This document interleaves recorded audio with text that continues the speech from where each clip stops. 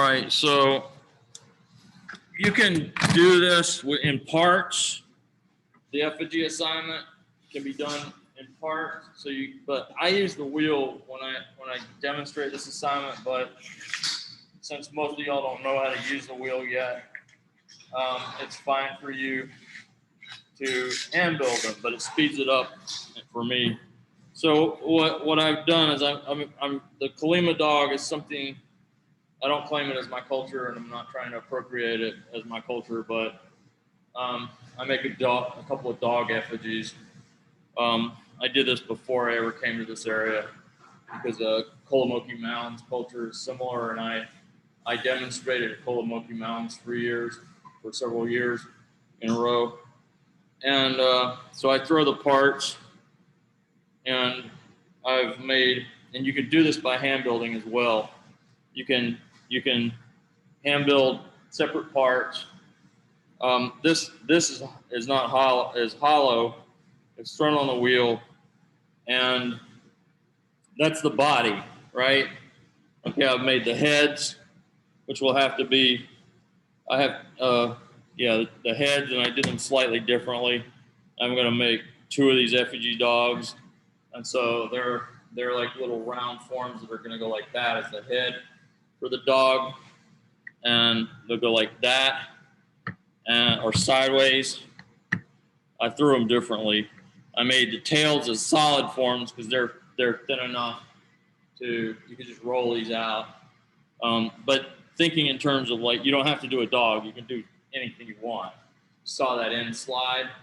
That slide had a lot of different things in it.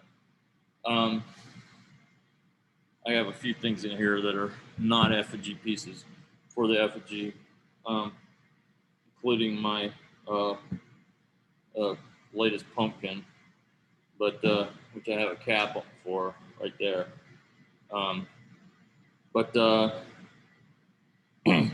So I have two of these, and I have to kind of modify them, and I can still, there are places on them that are thick and some that are thin, so I have to be careful or not.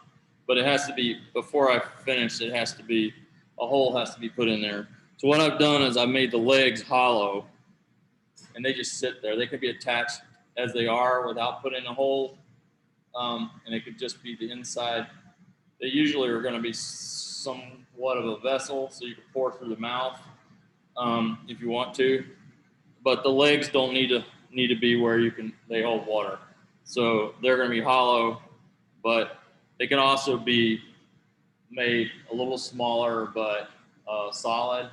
So appendages and things like that. What I recommend, if you put tails and things like that on them, you have to exaggerate, because making really small things and me handling it winds up that I break stuff, and it's just inevitable. And I don't want to be responsible for breaking anything that y'all have because it's too small or thin or extends out too far from the main base of the body.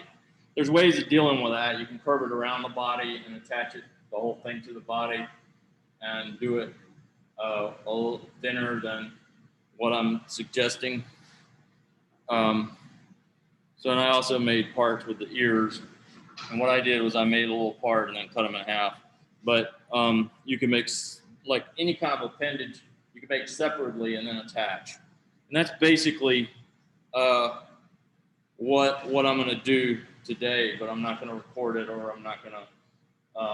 So I'm going to put all these parts together today, and you could watch the process from wherever you're sitting if you want to just check over here. But I'm not going to talk while I'm doing it.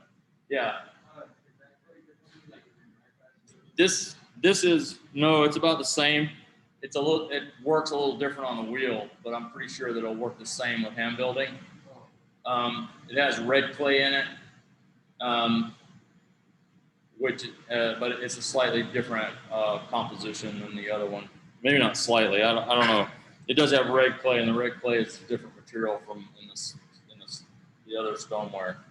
But it is a stoneware clay, and what I suggest is also using the white slip, and I just made up a new batch of it over there.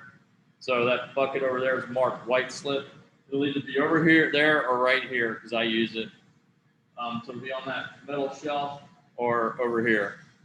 So you can use the white slip to cover it if you don't like, if you don't want the dark clay to show through your glaze. But it's really nice also to cut through and have dark and light when you use the white slip. So, yeah. Does it run? When you apply it? Like when you have like clips. No, the slip doesn't run at all. It's just like the clay. Yeah, it's solid. Yeah, it stays on the surface, but it needs to be put on. It actually can be put on disc. This particular slip works on disc or on raw clay, but I suggest doing it on the raw clay. If you wind up, if when I do my test, if you think that the clay's too dark and you don't want to use it, then covering it with the white slip would be preferable, and you could still even do that in the bisque stage. But you can't put any details in it. Then, you know, it's just it's just an interface between your glaze and your. Yeah, it also means that you have to bisque it again. So there's that too. So it's best to put the slip on in the pre-bisque, pre-fire stage. All right. So y'all can get back to work now. I'm gonna stop this recording, and I'll be working on these because they're gonna dry out on me.